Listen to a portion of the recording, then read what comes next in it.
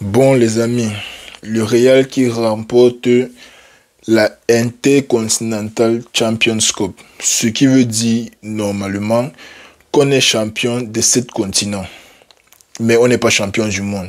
Que quelqu'un m'explique ça, s'il vous plaît. On est champion des 7 continents, on a gagné la coupe en tout cas, comment on dit, qui regroupe les 7 continents. On a joué contre le champion de la CONCACAF, qui ont tapé, ou bien c'est le champion d'Asie, qui a tapé le champion d'Afrique, qui a tapé le champion de l'autre continent, qui a tapé le champion de l'autre, Amérique du Nord peut-être, ou Amérique du Sud. On a gagné tout ça, mais on n'est pas champion du monde. Oh, les amis, bienvenue sur une nouvelle vidéo. Le Real qui l'emporte 3-0 au Qatar contre Pachuca. Match, honnêtement, je ne sais même pas de quoi qualifier le match si on va faire le débrief vite fait. Mais avant, bien sûr, pour les nouveaux, n'hésitez pas à liker, vous abonner et faites ce que vous avez à faire là et on va passer directement au débrief. Bon, comme j'ai dit, on remporte la International Champions Cup, mais on n'est pas champion du monde. C'est mon premier problème avec le tournoi-ci. C'est un tournoi que beaucoup de personnes vont être amenées à négliger. Déjà, pourquoi? Parce que avant, tu avais un format de Coupe du Monde de club où tu jouais, je crois, 2 matchs en tant que champion d'Europe. Tu arrivais en finale. Bon, un match, tu arrives en finale et tu gagnes la finale parce que les Européens gagnent la finale depuis peut-être 12 ans. On avait la Coupe du Monde des clubs. Et les gars ont dit non. La Coupe du Monde des clubs, là, non, on ne veut pas ça.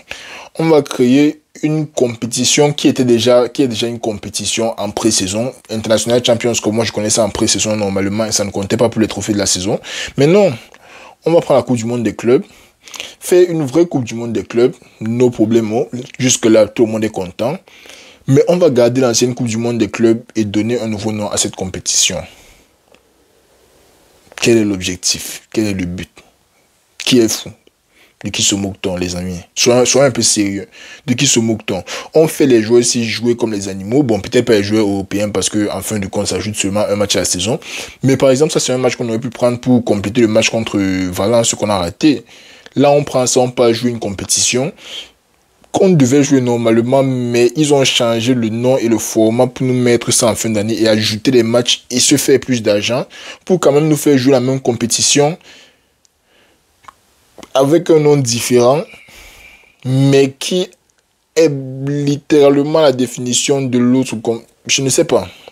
Bref, le Real gagne 3-0. On va parler du match maintenant. J'ai assez parlé de la nouvelle compétition aussi. Ça, c'est déjà la compétition que si ton équipe joue, tu es content que vous avez gagné. Je suis content que le Real ait gagné. Ça fait 2 trophées dans la saison. Mais si ton équipe ne joue pas, c'est une compétition qui ne sert à rien et qui ne fait aucun sens. Je vais être honnête. Bon, bref, le Real a deux trophées cette saison. Le match en lui-même, Real Pachuca, on s'attendait jamais à ce que Pachuca gagne.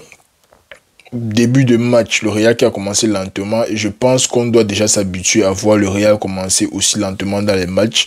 Même dans le match d'aujourd'hui, là, on se disait que bon, aujourd'hui ils vont arriver, poser le pied sur le ballon, bombarder les adversaires et faire ce qu'ils veulent faire. Début de match, tu as un Real qui laisse le ballon à l'adversaire. Le Real de cette année, je ne les ai jamais vu mettre la pression sauf contre Liverpool. La plupart du temps, quand vous avez le ballon, ils vous laissent jouer, ils vous laissent tourner. Et ce qui me fait un peu peur dans tout ça, c'est que la forme défensive n'est pas toujours parfaite. La forme défensive, il y a toujours des espaces. Les équipes adverses arrivent très facilement à s'infiltrer dans notre défense, surtout parce que les autres équipes, généralement, quand elles te laissent le ballon, c'est que tout le monde défend. Quand les autres équipes décident de te laisser le ballon, c'est en sachant que les 11 joueurs sont derrière le ballon. Dans notre équipe à nous, quand on laisse le ballon aux adversaires, une passe, on a traversé Vinicius et Mbappé. Ils sont derrière la balle devant, on s'en fout. Rodrigo, parfois il revient, parfois il ne revient pas. Bellingham, il fait les efforts, mais parfois ça va tellement vite que même lui, il ne peut pas. Parce que quand on décide d'engager le pressing, la plupart du temps, c'est Bellingham et Mbappé, Bellingham et Vinicius. Parfois Vinicius et Mbappé, mais c'est assez rare. Mais dès que on traverse Bellingham, on se retrouve en train de défendre à 6 contre tous les joueurs adverses qui sont en train d'avancer, sachant que Bellingham ne peut pas revenir à cette vitesse-là.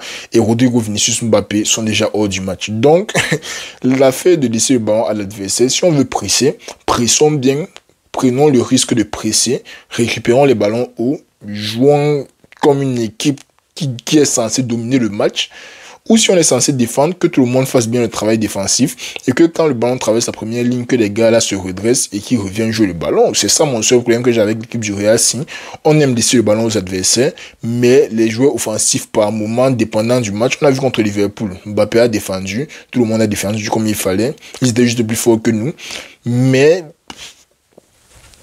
faites votre job. Vous voulez laisser le ballon à l'adversaire, défendez le ballon. Bref, ça n'a pas changé quoi que ce soit. Pachuca, honnêtement, c'est une très belle équipe. C'est une très belle équipe, mais contre le Real, il n'allait jamais faire quoi que ce soit. Il y a eu une frappe en première mi-temps cadrée sur Thibaut Courtois. De l'autre côté, le Real qui n'a pas tiré jusqu'à la 30e minute. Ce sont des trucs comme ça qui me font souvent flipper quand tu vois comment vous jouez contre Pachuca. Et vous n'avez pas tiré en 30 minutes, mais le génie, quand tu as trop de bons joueurs au stade, le génie va finir par se créer. La passe de Valverde pour casser la ligne du milieu de terrain, là, c'était incroyable. Il y avait Fran Garcia à gauche, il y avait Vinicius Mbappé qui était un peu en train de se coller là-bas devant, et il y avait Bellingham entre deux joueurs un peu sur deux lignes différentes. Valverde met la passe qui casse la ligne là.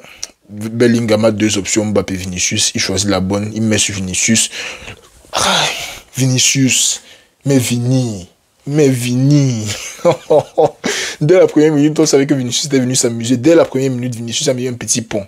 Dès la première minute, tu savais que les gars étaient venus s'amuser. Vinicius, magnifique passement de jambes, il traverse le gardien et il donne la nourriture sur le sol, comme on donne la nourriture aux pigeons. C'est ça qu'il a donné à Mbappé. Mbappé ne pouvait que finir. Magnifique but du Real. Magnifique. C'est ça qu'on veut de Mbappé. On ne veut pas que Dieu soit sur les portes. Laisse, on va construire le jeu.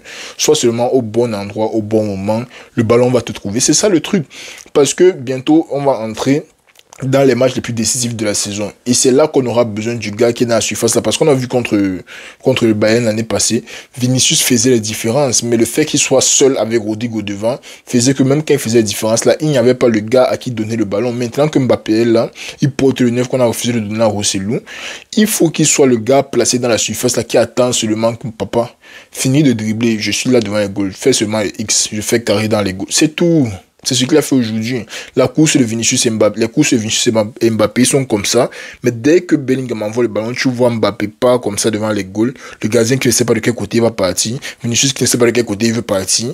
Il mange le gardien, il donne à Mbappé, but de Mbappé. C'est tout. Et après, le match s'est libéré. Après, le match est devenu un peu plus intéressant en fin de première mi-temps. Tu avais un Real qui répétait les actions et les efforts. Et le match est parti, bon, à la mi-temps, c'était 1-0. Mais deuxième mi-temps, le but de Rodrigo. Rodrigo, il est meilleur à gauche. Ça, ce n'est même pas un débat. Mais chaque fois qu'il a l'opportunité de partir de la gauche, il nous montre que son poste, c'est à gauche. Et même en partant de la droite, ce qu'il fait aujourd'hui, honnêtement, que dire? Moi, je pense que Rodrigo a le potentiel pour jouer à droite. Il faut juste le niveau de confiance là, parce que le premier triplé de Rodrigo en Ligue des Champions, il jouait à droite. C'était contre Galatasaray. Il a mis un hat-trick parfait, tête, pied droit, pied gauche. En partant de la droite, il jouait magnifiquement. C'est après que la baisse de confiance s'est un peu installée. Le manque de temps de jeu depuis que Mbappé est là, ça s'est un peu installé. Mais dans les matchs comme ça, il te montre pourquoi il mérite d'être titulaire au Real. Il ne fait pas beaucoup. Il n'a pas tous les ballons de son côté. Il n'a pas Bellingham de son côté, Mbappé de son côté. Il n'y a que Vasquez qui vient épauler par moment ici, là-bas. Mais quand le gars arrive dans une position axiale, que j'aime bien d'ailleurs, il arrive dans une position axiale et quand il touche le ballon, il fait la magie. Petit crochet, il tient un peu. Petit crochet, il revient à enrouler. C'est tout. On ne peut pas refuser le genre de but là, monsieur l'arbitre. Et l'arbitre que j'ai beaucoup aimé d'ailleurs, il laissait beaucoup jouer. Ça, j'ai aimé par contre. Mais Rodrigo, tu sens qu'il a le toucher là, de la droite, de la gauche, du centre. Il peut se rendre utile. Il faut juste qu'il soit bien dans la tête. Et quand il est bien dans la tête, il fait des merveilles avec le ballon. Mais bon, Rodrigo qui a son but. Et Vinicius qui vient clôturer le spectacle avec un penalty. Honnêtement, je me suis endormi. Je vais pas vous mentir, je me suis endormi. À un moment, je me demandais même si j'avais envie de faire le débrief ici parce que Pachuca, soyons sérieux. Real Pachuca, qui va s'attendre à ce que Pachuca... Si Pachuca gagnait le match, si ça allait être le débrief le plus incroyable que j'ai fait dans ma vie. Real Pachuca, personne ne s'attendait à ce que Pachuca vienne gagner le match. Le Real est venu et ils l'ont emporté. Donc, comme j'ai dit, ça fait 2 trophées pour le Real cette saison. Bien que le trophée ne soit pas important au jeu de certains, on ne doit pas négliger ça. Ça entre dans le trophy cabinet, comme on dit en anglais. Ça entre dans la vitrine des trophées. On va ajouter ça au palmarès du Real la saison-ci. Imaginons, je sais que ça va probablement pas arriver, imaginons que Real gagne tous les trophées cette saison. Ça va faire la super coupe. ça va faire la compétition si intercontinental, machin truc. La Liga, Copa, Champions League, et l'autre là. Liga, Copa, Champions League. Et la Coupe du Monde des clubs, ça fait 6 trophées. Comment on fait pour arriver à 6 trophées? Bref, c'est même pas ça qui est important. Ce qui est important, c'est que Real gagne aujourd'hui et se prépare très bien pour le choc contre Séville le week-end. Séville, c'est une équipe qui nous écoeure souvent. J'espère qu'on va aller manger tout cru. J'espère vraiment. Mbappé, je ne sais pas comment il fait pour être de retour après une semaine de blessure, alors qu'on a annoncé 3 à 4 semaines. Ce que les gars du Real font avec le joueur, moi je ne veux même plus savoir. Tant que les gars ne se reblessent pas, il n'y a pas de problème. Donc, le Real gagne son deuxième trophée de la saison. C'était tout pour la vidéo d'aujourd'hui, les amis. Le week-end, on a un très succulent Barça Atlético. Je ne sais pas si je vais débriefer ça, mais on va voir le match. On espère un match nul parce qu'honnêtement, à this point, on peut même plus être pour l'Atlético. Les gars sont déjà trop forts. Donc, on va voir. On sait que ce sont les femmes du Barça. Le Barça fait ce qu'ils veulent, l'Atlético. Mais on va voir ça le week-end. Jusque-là, pour les nouveaux, n'hésitez pas à liker, vous abonner. Et ouais, on va se revoir le week-end pour Barça Atlético. Prenez soin de vous. On est ensemble, les amis.